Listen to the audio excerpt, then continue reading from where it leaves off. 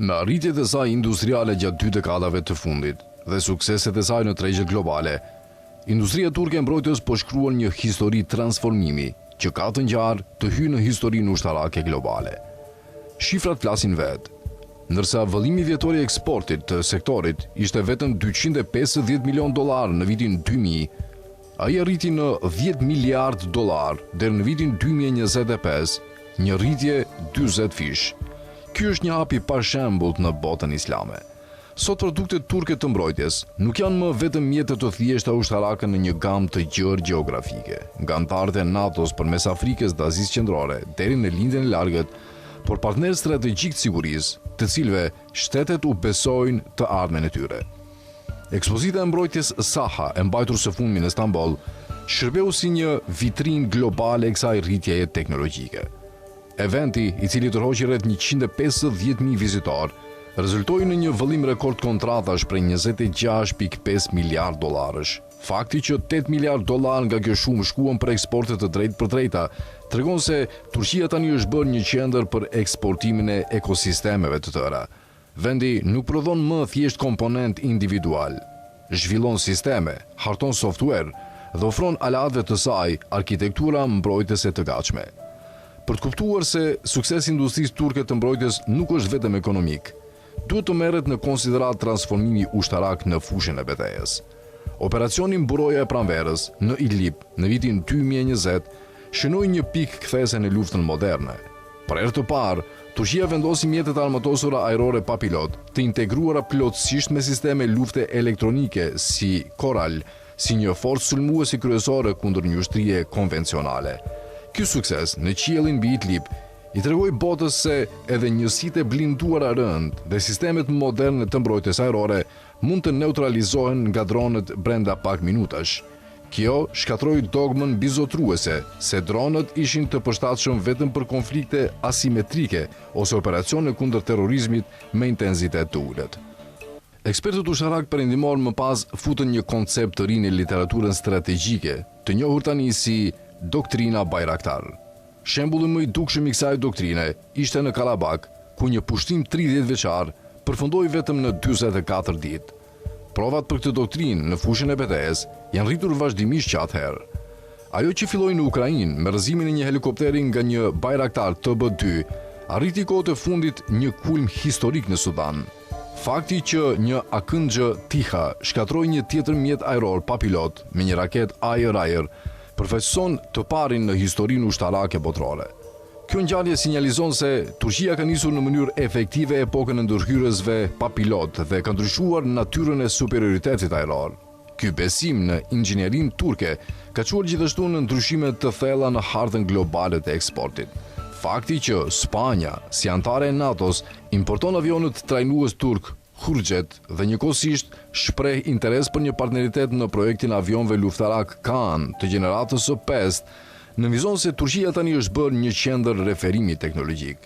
Vlen veçanërisht të përmendet se rritja teknologjike e Turqisë tani po ndikon drejt për drejt në arkitekturën europiane të sigurisë.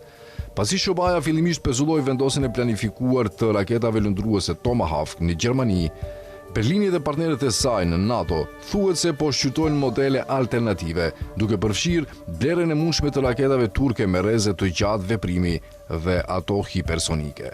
Vetëm fakti që shtetet europiane tani konsiderojnë sistemet turke një opsion të vërtet strategjik, tregon ndryshimin e rëndësishëm në ekuilibrin global të fuqisë në sektorin e mbrojtjes. Në mënyrë të ngjashme, prokurimi i avionit luftarak pa pilot Kızıl Elma nga Indonezia, një nga fuqitë strategjike të Azisë Juglindore, tregon se Turqia nuk është më vetëm një furnizues, por një partner teknologjik që ndihmon në formësimin e strukturës globale të fuqisë. Suksesi i Turqisë nuk kufizohet vetëm në hapësirën e saj ajrore. Industria e saj mbrojtjes është rritur në pothuajse të gjitha fushat sipas parimit të pavarësisë gjithëpërfshirëse. Sistemet ajrore, avioni luftarak Kaan i gjeneratës së 5, avioni stërvitor Hurjet, helikopteri shumë funksional Gökbey dhe familja mjeteve ajrore pa pilot si TB3, AKNJ dhe Anka-3, sistemet detare dhe toksore, fregatat Milgem, anija e parë Siha në bot, TCG Anadolu, tanku Altaj dhe platformat e blinduara për një gamë të gjerë zonash operative.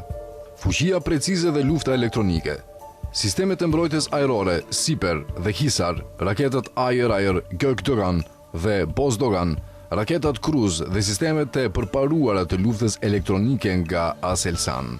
Komponentët kritik, projektet e motorëve vendas janë thelbi i mbrojtjes dhe zgjidhjet origjinale të softwareit janë truri i sistemeve. Pika arritur sot shënon fundin një periudhe historike që përfshin afërsisht 300 vjet. Struktura dinamike e perandorisë osmane, e cila ishte ndër fuqitë kryesore ushtarake në botë deri në fund të shekullit 17, mbeti gjithnjë më shumë prapa pas revolucionit industrial dhe hegemonisë teknologjike dhe financiare të Europës.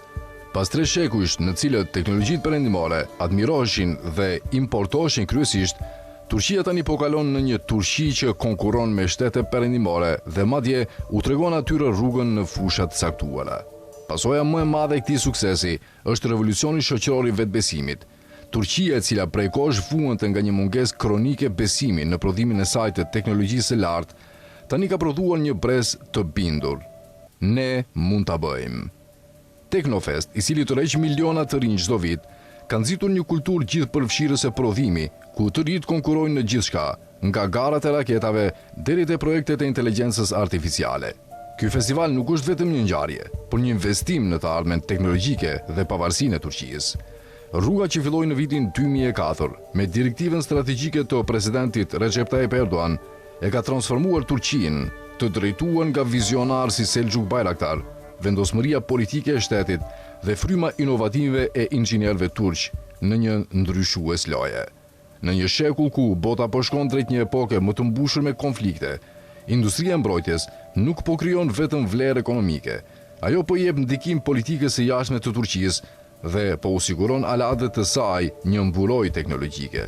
Kështu, Turqia jo vetëm që po kthehet në rrënjët e saj historik, por gjithashtu po formëson gjithnjë më shumë arkitekturën globale të sigurisë me stilin e saj dallues.